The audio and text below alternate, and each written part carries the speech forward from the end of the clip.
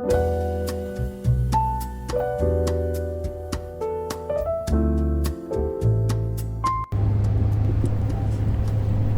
now on our way to Bataan and we just left Clark. I know we're still in Pampanga. There wasn't so much to capture while we were at Clark. We just stayed at our Airbnb, which was very cute, after having dinner at a neighborhood restaurant. We also went to a Korean grocery store and bought some munchies.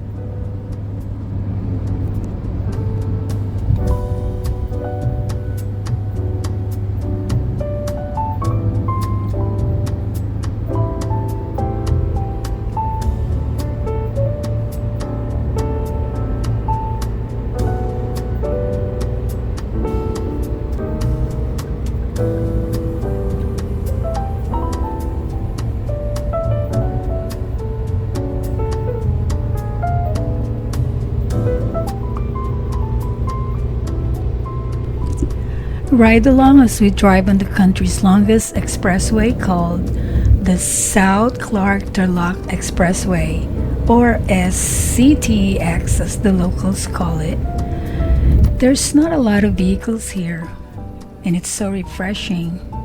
Urban areas in the Philippines are far more favorable for tourists and foreigners to visit, only because there'll be less traffic, if not none at all, which means less stress and more rest for them.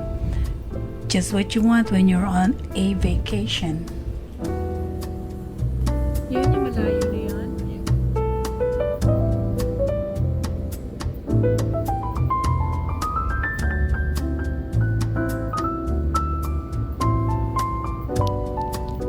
We're now driving to, what's this, LLEX or SCETX?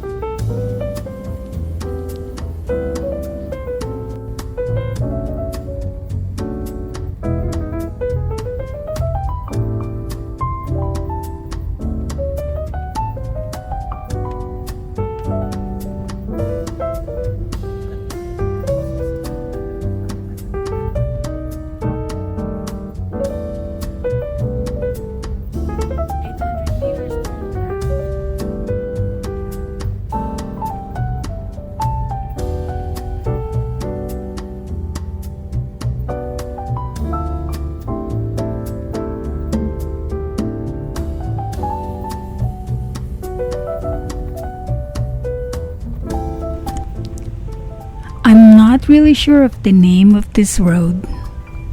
GPS just took us here. It's so nice and it looks like it's well maintained. I don't think we are on a national road as there are not many vehicles nor public transportation around. But I don't mind driving here.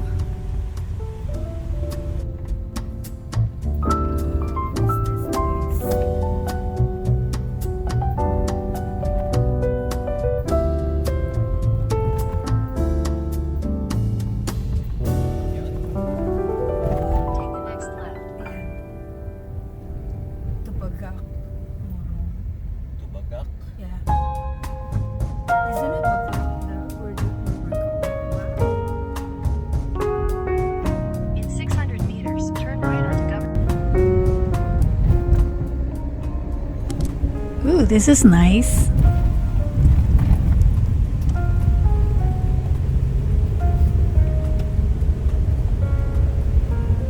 Wow. 550 meters, turn right. Are we going up?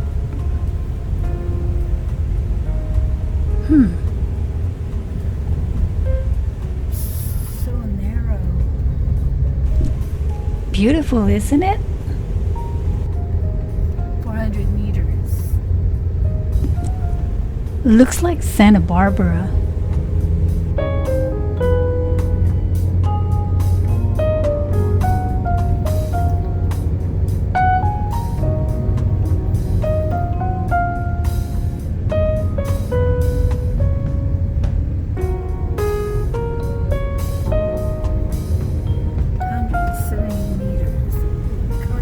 Holy cow. So cute. Oh, we're about to turn right to the National Road. Okay, make a right now.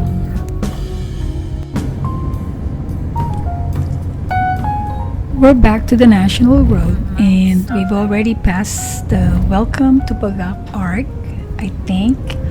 And we're here actually in Bataan to see and experience the popular Las Casas Filipinas de Acuzar. And we have a reservation there.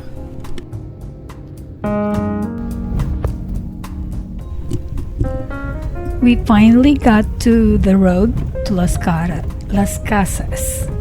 It's a long dirt road and not sure what to Did expect they yet. say you go through a dirt road first?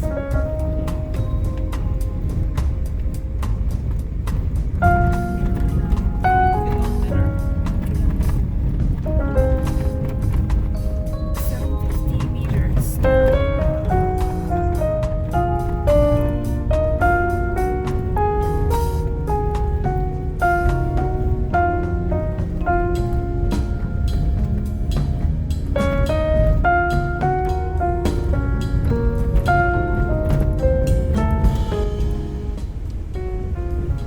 I think we're almost there because I just saw the parking lot.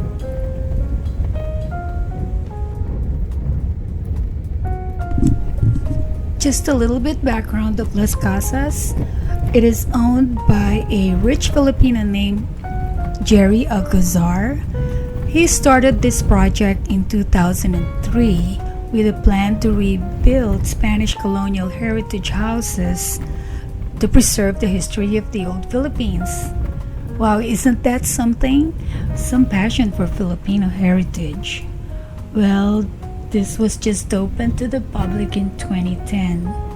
So it started in 2003. It took 7 years to make it into a reality. That's the registration, maybe.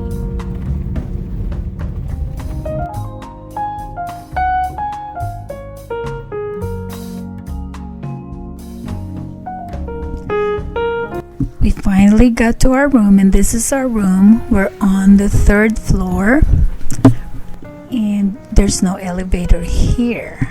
So, as you can see, it looks old, but it's not really old because most of it are replicas, and that kind of makes me feel better. The windows is made of capis, but the air conditioner is full blast. It's a king-size bed.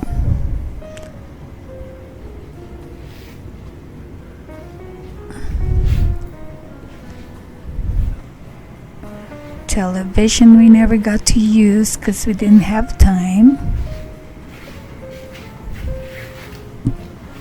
It's an old cabinet we didn't have to use because we only stayed for one night. And let's go and see the bathroom. Okay, everything is old. Actually, they only look old but and intricate. There's a tub. I don't think back then during the Spanish period that they have that kind of bathtubs. It's a big shower room. They also have toilet and a bidet.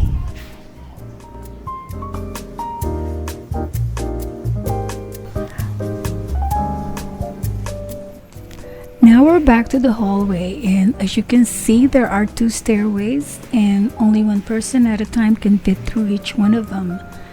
Maybe right side to go up and the left side to go down the stairs. And this is our view from our hallway window. It's also the same view if we open the windows in our room. You see that cart down there? That's for rent.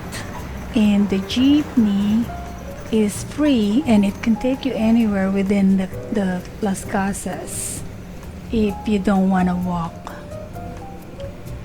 And that harbor we plan to go to tonight. And like I said, there's no elevator, but you saw that phone on the wall. You can call for help. You see how wide the hallway is, and there are only 2 rooms or suites on this floor.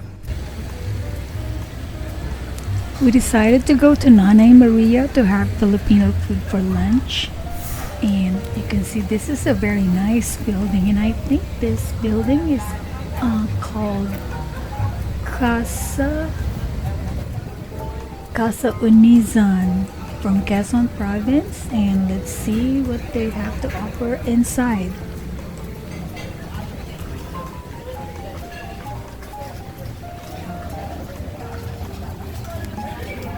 Thank you very much.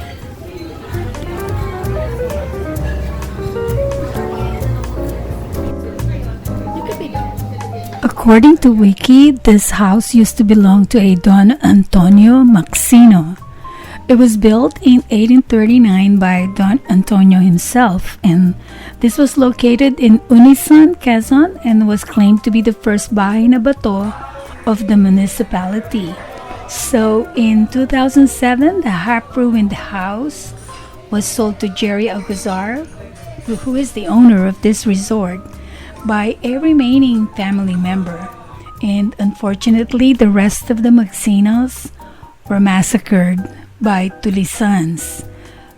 What's cool about these houses here, they all have their own stories. Some good, and of course some are not so good. But they are what make these houses unique and interesting.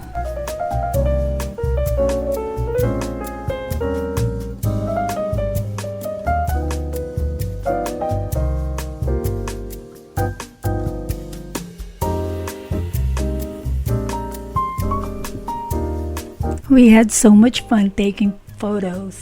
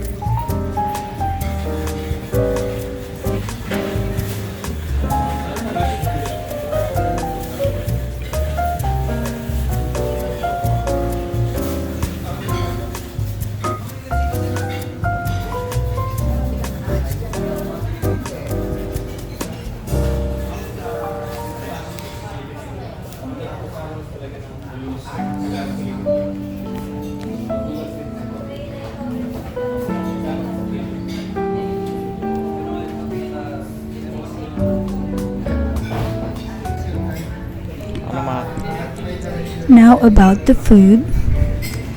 As expected, the prices are a little higher than if you just go to a restaurant outside the resort.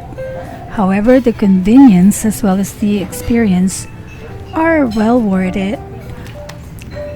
Although these prices are still a lot lower than if we were in the US.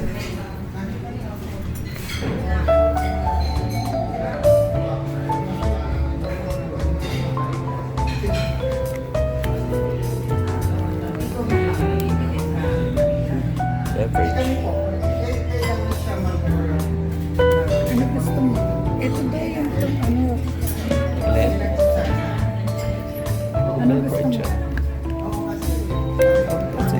Meron silang karahay.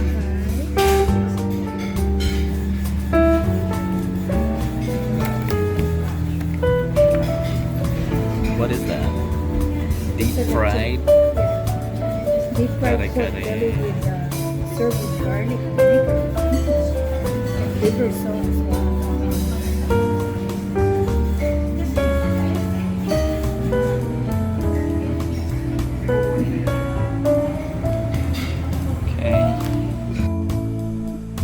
What else can I say? Nothing except that the food are also good. The pork belly is crunchy and not hard. Veggies are cooked just the way my mom used to do it. And just the simple calamansi juice is also good. We finished lunch and are now exploring the resort. Here in the plaza, we saw Lola Basyang on her way to read stories to the children and adults. So, of course, I stopped her for a few shots of pictures, of course. Okay.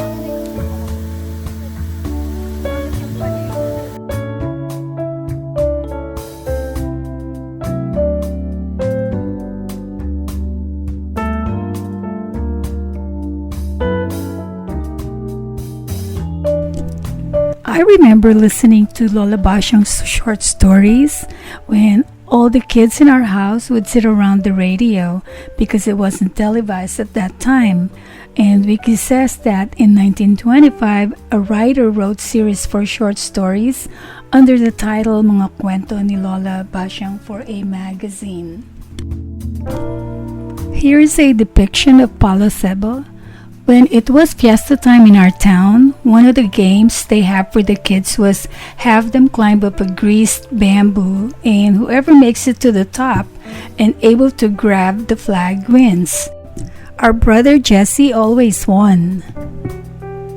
Another one is the Luksong Baka. One kid jumps over another kid who gradually stands up. So many childhood memories here. The house behind me is called Casa Bulacan.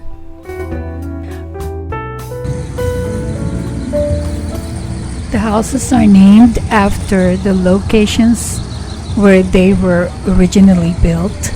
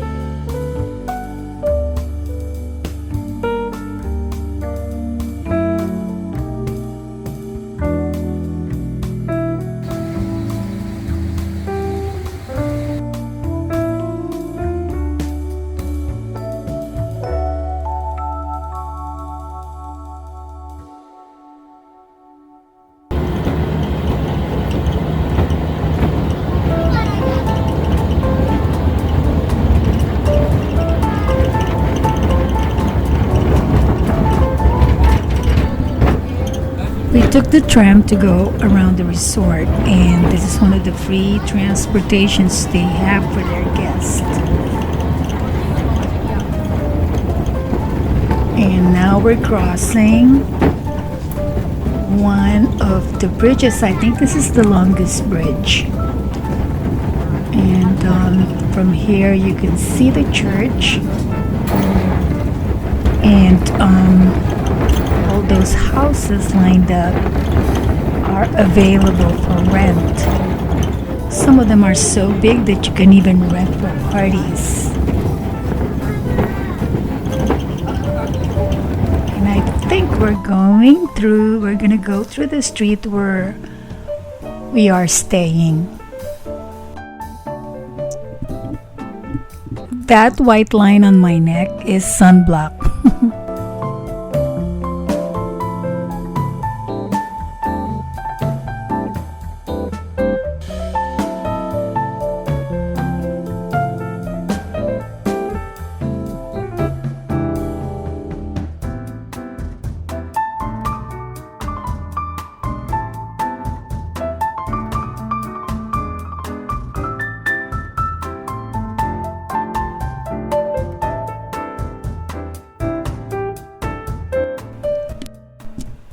This is the main plaza where you see those ladies on top of the fountain, and this is also where we saw Lola Basyang and had some pictures with her.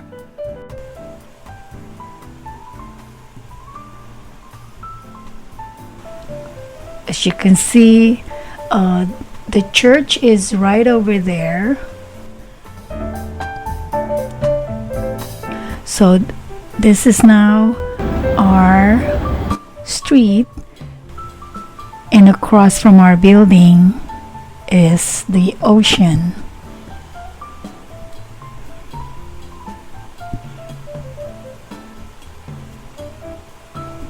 And that one over there is the harbor that you can see from our window.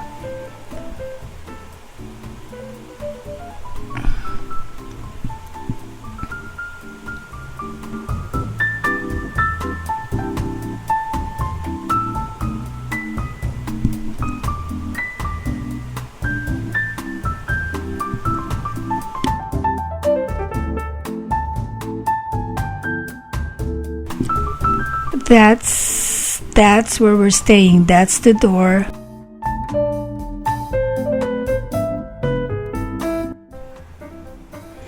There is our door again. That's our room on the 3rd floor. The hallway window and the mechanical room for air conditioners. That is another bridge, a smaller one.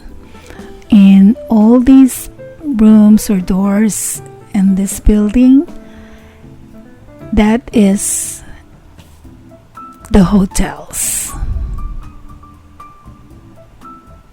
just like the building where we're staying at.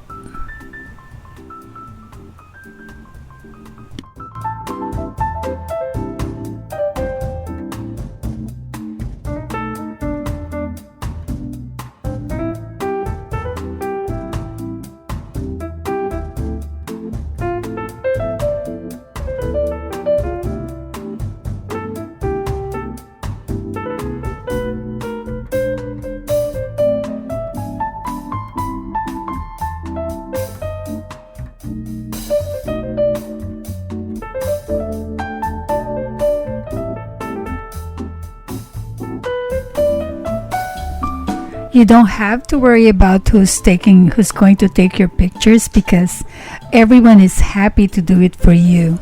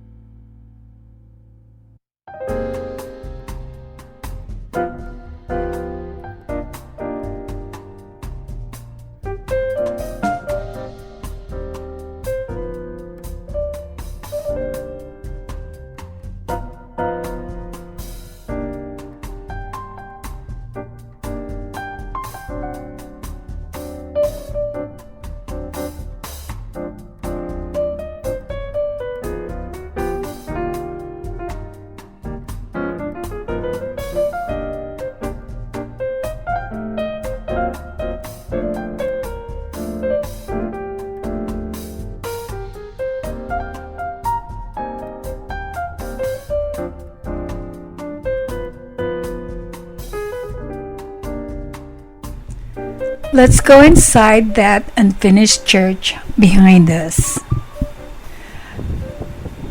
This church is called Santuario de San Jose, and I heard that there is no further plan on finishing this church. The owner prefers the current look. It's actually already beautiful as it is right now. Almost like a blank slate. Weddings are done here. So this whole place probably looks so grand once decorated. And like I said, it's a blank slate. Then you can have it decorated as you wish.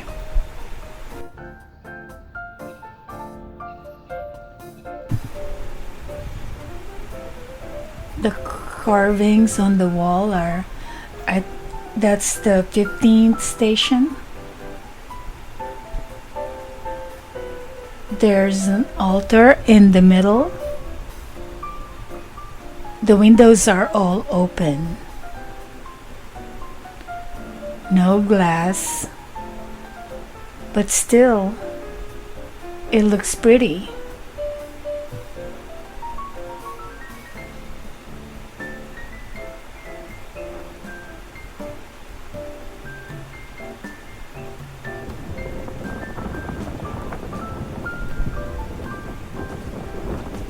Here's another angle from the front door coming in.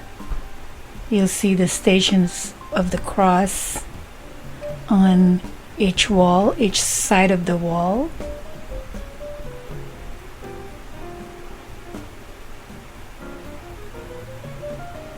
Look at that. I don't know what it's supposed to be.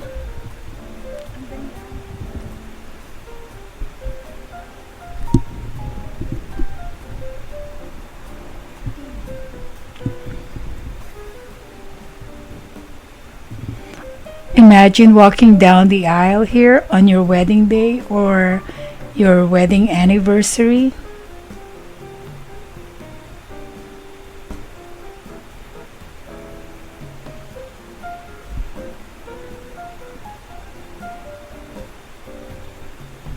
So behind the altar, you'll see the nice view of the other old houses. It's like, traveling back in time.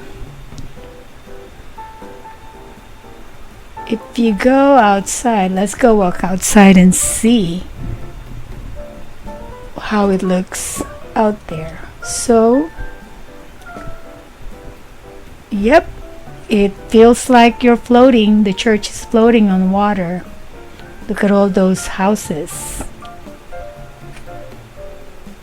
Like I said, those are for rent.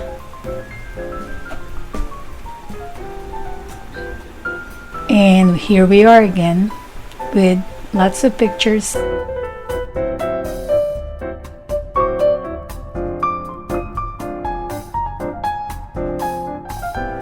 That house is the newest to the collection and no one is allowed to enter there yet.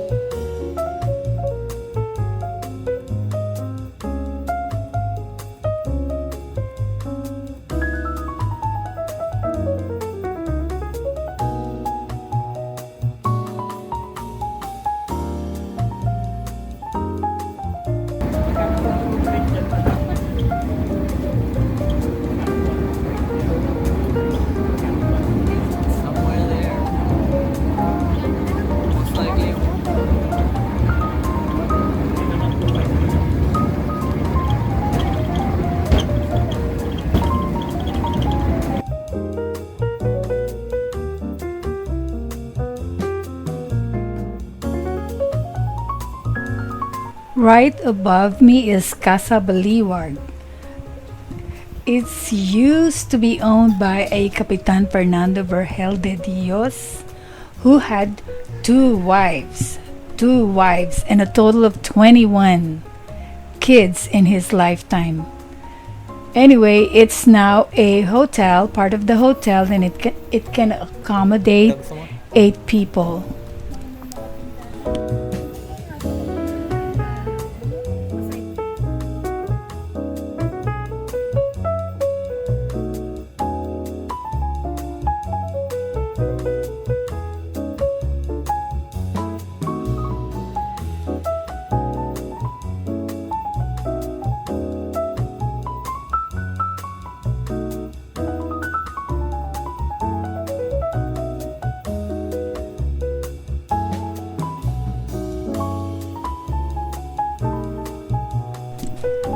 The building behind me is the old Hotel de Oriente and is based on the original Hotel de Oriente in Binondo, which was also the first-class hotel in the Philippines and was the second building in the Philippines to have a telephone. The one in Las Casas is only a replica which has 2 large halls that can accommodate 1,000 people and have 4 function rooms.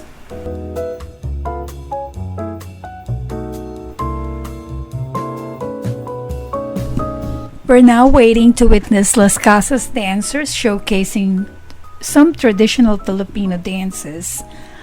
I included the whole dance since they were really fun to watch. I hope you enjoy watching them too.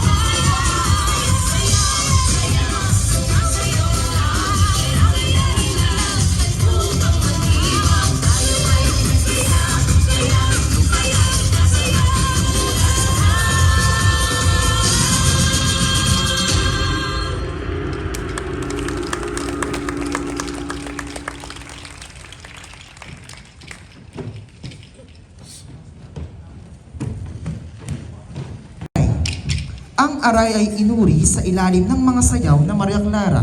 Ito ay isang sayaw na ang salita ay inaawit sa Chabacano Hermitans. Ang sayaw mismo ay nagsasangkot ng matikas na paggamit ng tamborin. Binubuo ang sayaw ng masayang mga hakbang na istilong pagtalon at binubuo ng paglukso sa hangin sa isang paa pagkatapos ay paglapag sa magkabilang paa. Ito ay kadalasang binibigyang diin ng palakpak ng tamborin.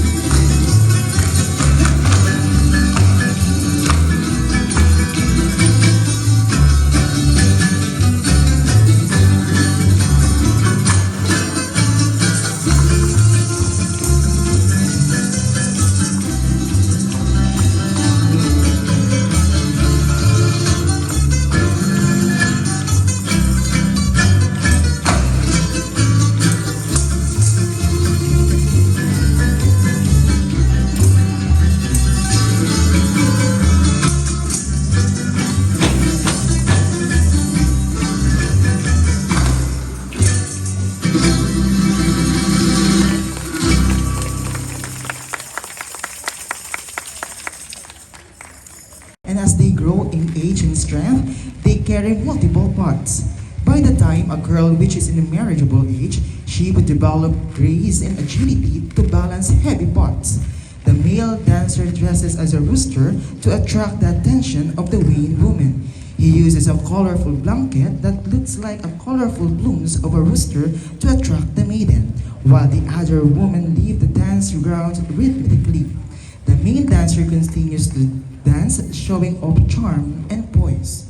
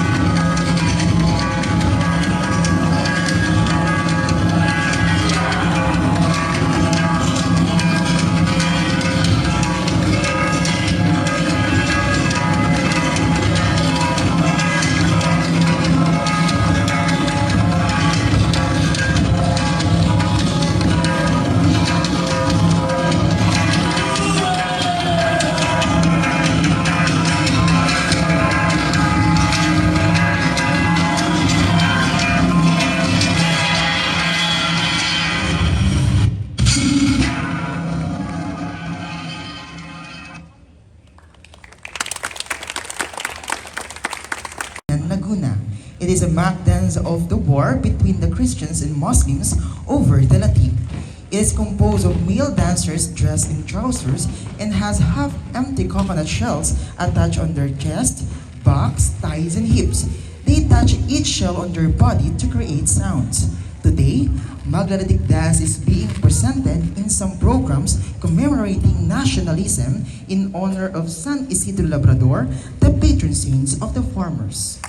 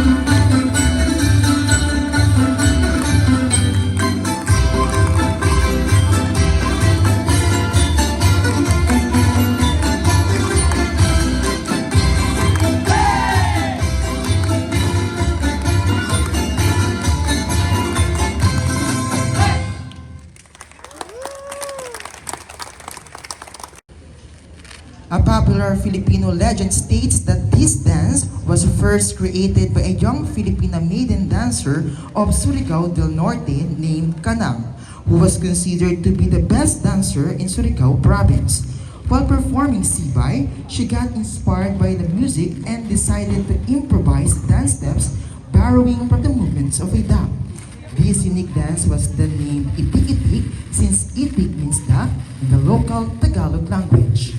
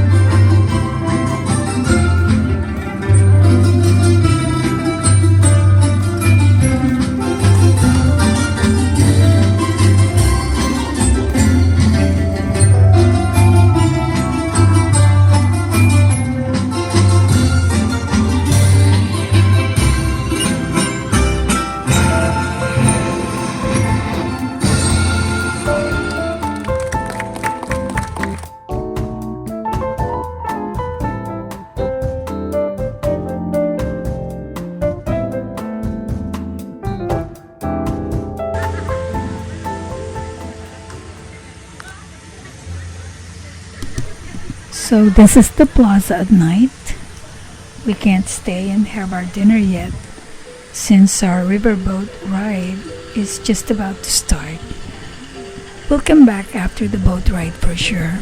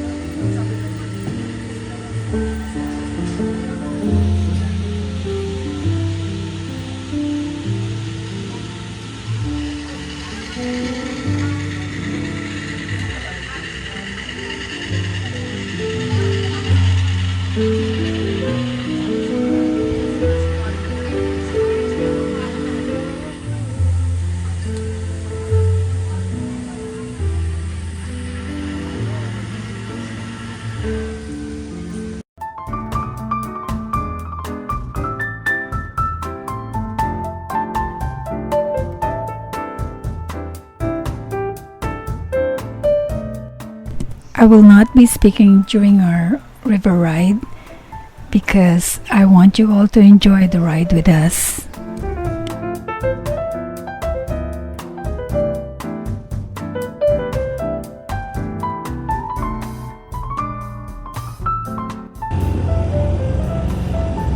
The bridge.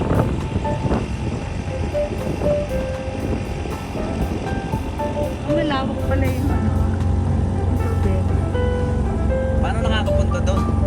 Ito po, gusto niyo pong mag-picture po dito sa? Gusto mo? It's okay. Okay? No? Natatakot siya eh. Baka malunod ako. Pero ang ganda tingnan.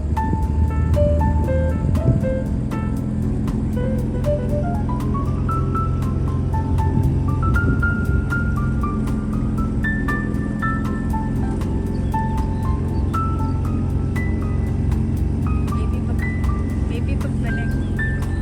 Maybe pagbalik. Hindi ba natin madadaanan ulit yan mamaya? Yung gitna. Ito po nasa gitna na. Oo. O, tahanan po natin mamaya pagkadaan. Okay. Ah, sige. Po ba yan, ha? Sige. Sige po mamaya po pagpapag. Picture lang. Labas ng loob. Wow, it's so pretty.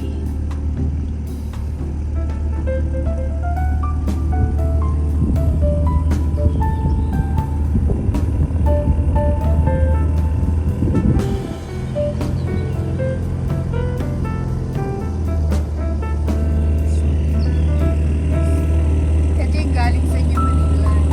Parang ganyan yung mga bahay sa inyo Manila. Ay, dahil po yung ganyan na ganyan. Yung mga bahay sa inyo Manila. Yan. Manila po, ganyan na ganyan po yung mga bahay po. Oo. Basta lang po natin yung mismo ng island po. Gusto niyo po siya? Okay. Okay. Pag-picture taking ko. Sige. Sige, sige. Island to? Ah, so separate island pa to? Nakakonekta sa...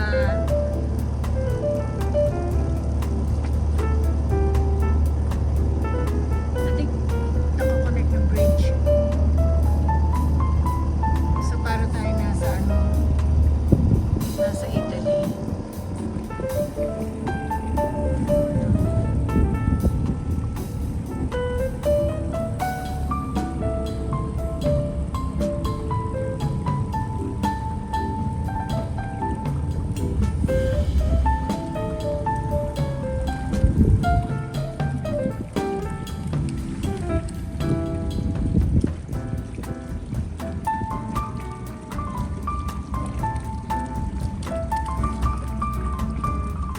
Yung gitna. Ito po nasa gitna na. O, tahanan po natin mamaya pagkadaan. Okay. Mag-ikot po natin. Gusto niyo po ba dyan, ha? Sige. Sige po mamaya po pagkadaan. Kukuha muna ng lakas ng loob. Wow, it's so pretty.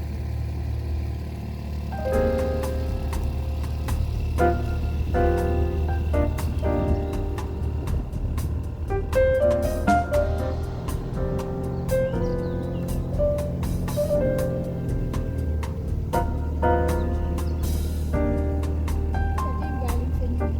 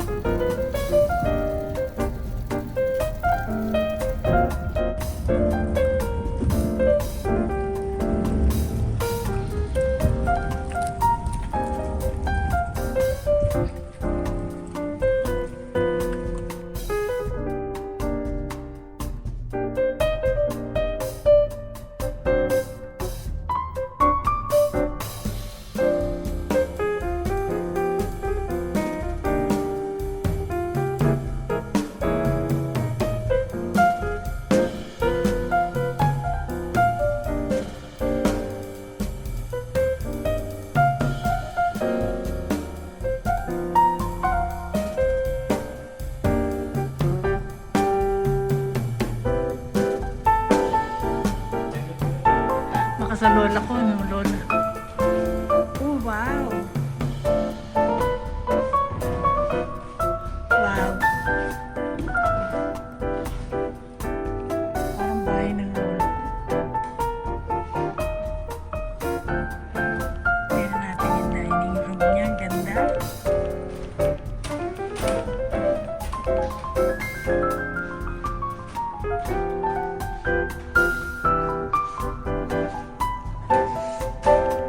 Okay.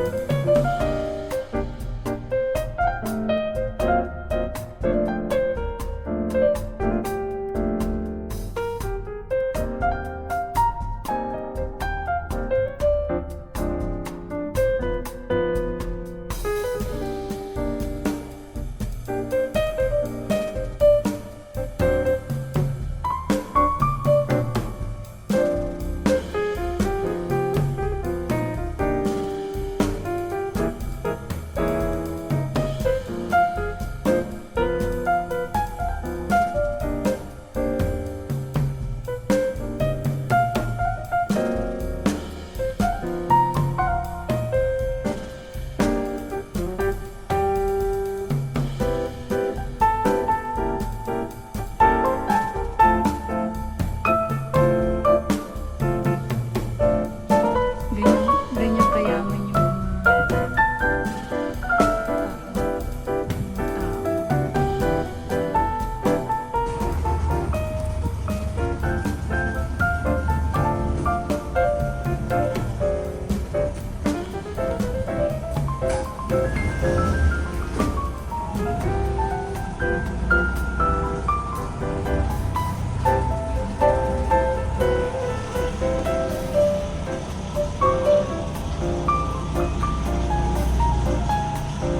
Puta mo yung mga ibon gumagalaw. Kaya po yung mga sa handa ko, mga ibang mga kumakain po ng isda. Oh. Gumagalaw na. Gumagalaw sila.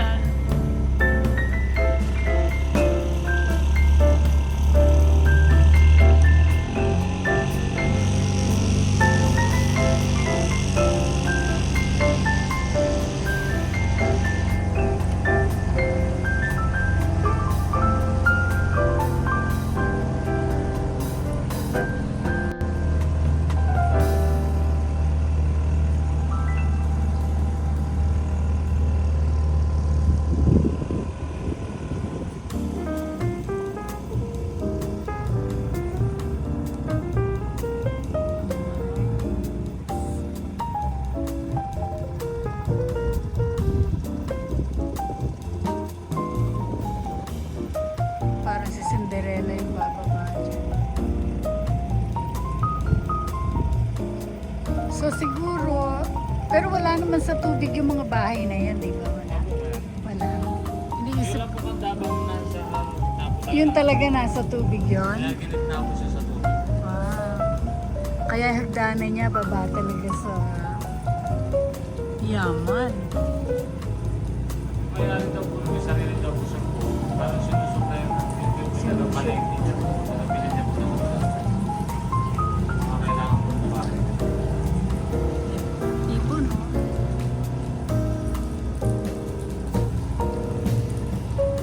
Ito naka-on.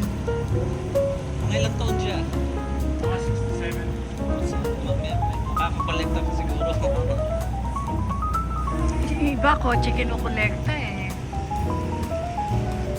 Pero maganda yung ginawa niya. Naging ano to, ang dami pumupunta sa Bataan dahil dito, no? Maganda naman talaga. Wala pa ako nakita ganito eh. Ganda naman po kasi mula po nung binuksan po sa public year 2010, dinagsana po siya ng marami po turista. Oo. Napapanood namin to eh. Ito sa YouTube. Yung mga tao. Pinicture niya rin po ni, ano po to, ni Jessica Soho, bago si Carto po ng pandemic, nandito po sila. Oo. Si Coco Martin po, sa Carto Talisay. Si Dada ko. YouTuber, vlogger. Opo, ito rin Si po. Dada ko. Siya yung tinusundan namin kung saan pumupunta eh. Saan po siya pumunta? Punta din siya dito eh. Maraming vloggers nagpupunta dito.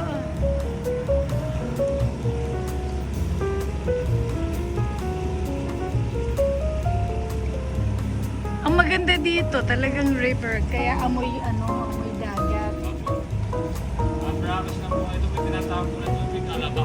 Alat ng papa. Nakapag-heritage tour ako isa.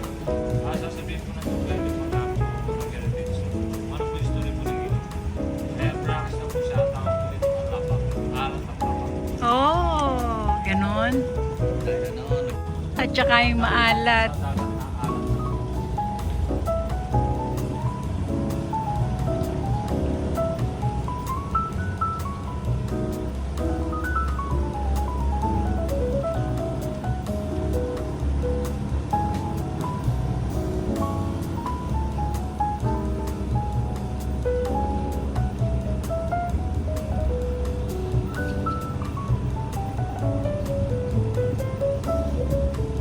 Ang daming ipon. Gising. Sorry. Siyempre mga yung naman po yung tinatawag ko na balance sa sayaw. Bakit? Birdness po niya, yung tawag niya, yung ginagawa. Oo.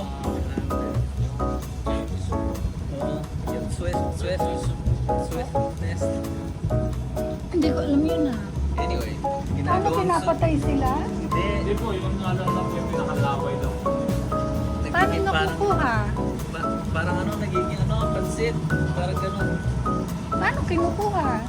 Yung nest. Off sila sa mga pero. Oh, okay.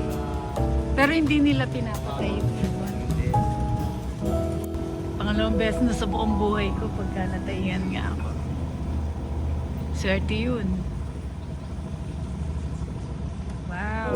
Kala mo nasa Venice, oh. Natulog, ano. Tama yun. Masarap nga naman yan. Ay, ang dami nila, oh. Nakikita mo? Buti dito marami pang ibon, eh. Parang nasa Venice tayo. Dito ba, baka gusto nyo kumuha ng picture set? Saan? Ito. Atong Venice na park na to. Sige.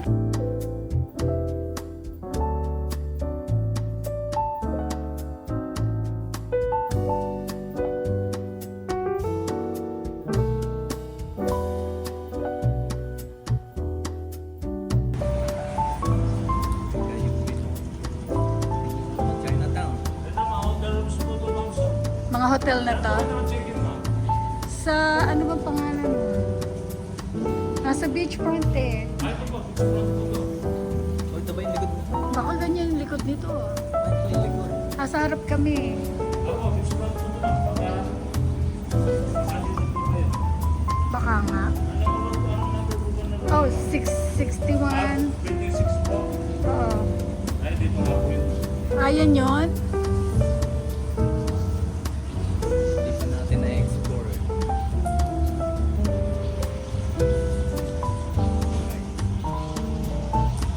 Hindi mo tayo din. Nakakatakot. Mga drivers na po, tawag niya, nakapagdami-dami yung mga bad spirits. Oo, taga ano sila, taga kick ng bad spirit. Pantakot sila sa bad spirit.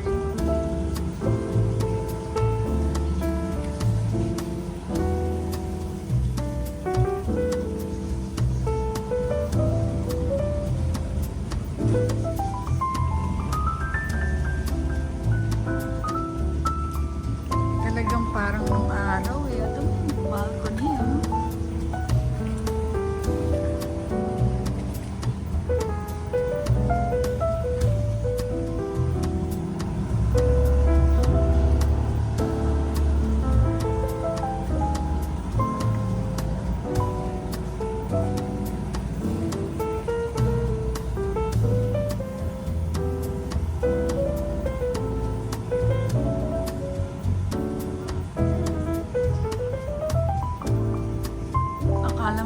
Disneyland tayo eh.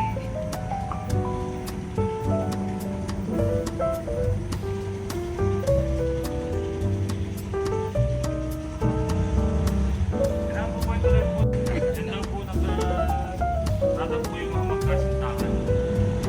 Eto, Lambingan Bridge to. Parang yung sa Quiapo, Lambingan Bridge din yun eh.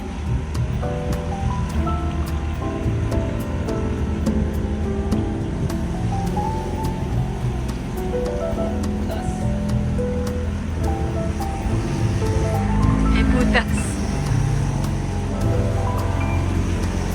Wala po yung pinakamatandang bahay po dito sa Las Casas. Ito po yung Casa Abono eh.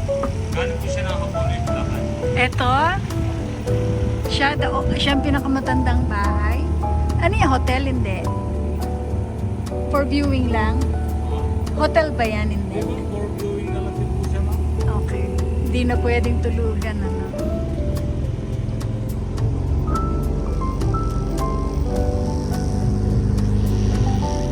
Ma'am sir, gusto niyo po pumunta doon sa Takbuhan? O sige, sige. Para, kaya ko na yun, oh. Isang ikutan na lang, tapos uwi na tayo.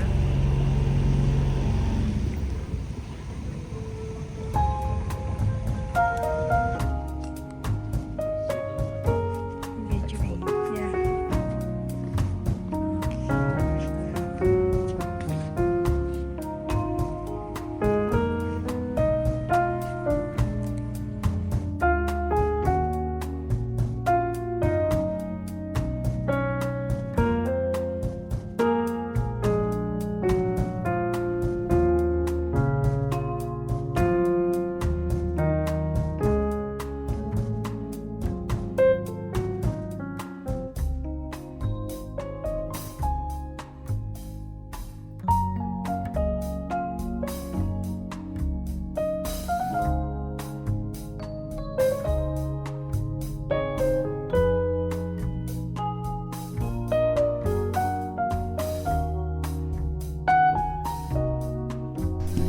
And that concludes our river cruise. I hope you all enjoyed it. And now to the Italian restaurant.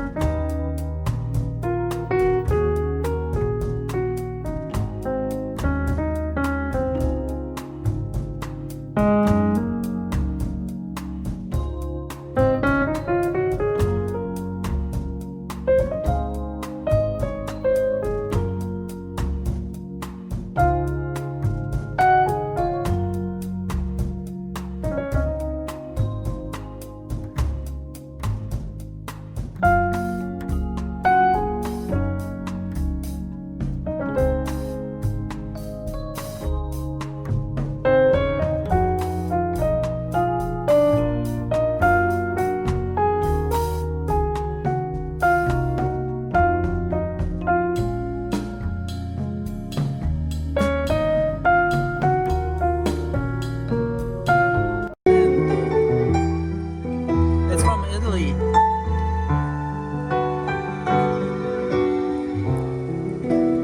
What kind of wine is it? I don't know. Italy. Okay.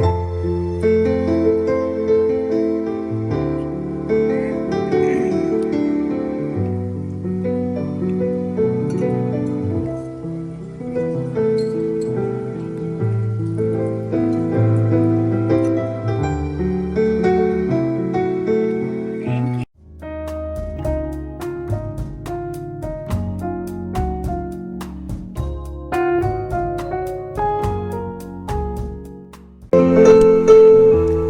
What a day and what a night.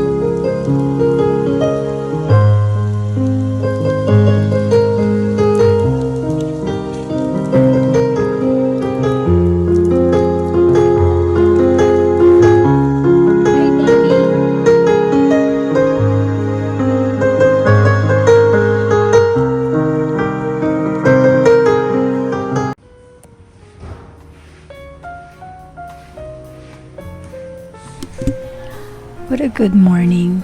Although deep in my heart, I wish we can stay for another day.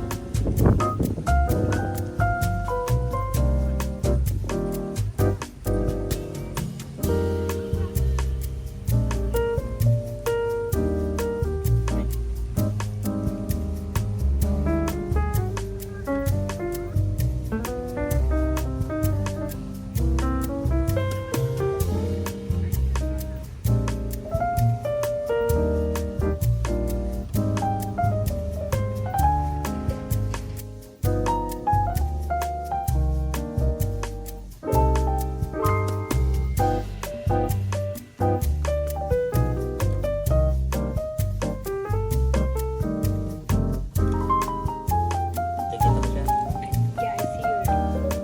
It's right here.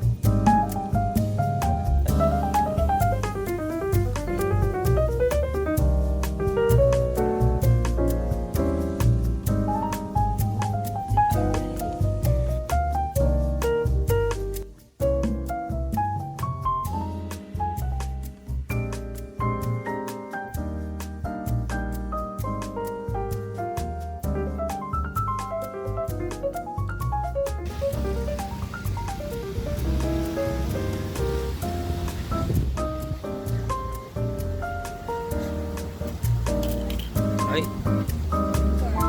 Yeah. How did it walk? Don't know. You just did. Okay, it's your okay.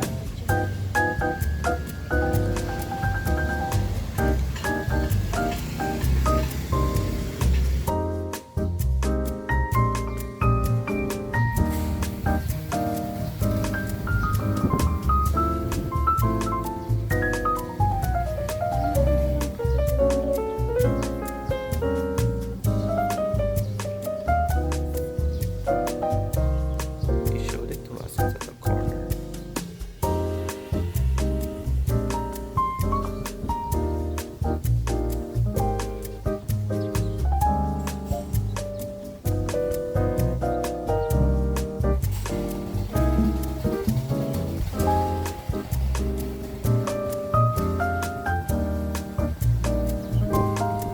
Say hi.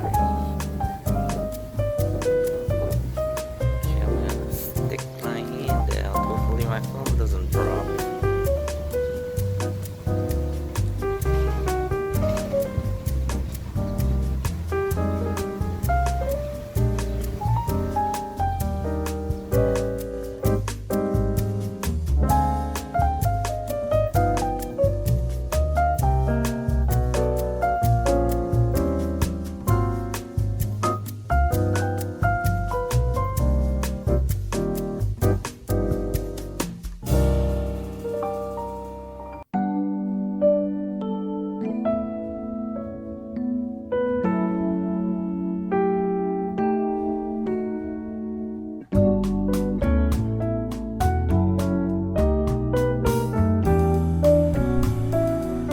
Well, that was the best one-night stay at a resort ever.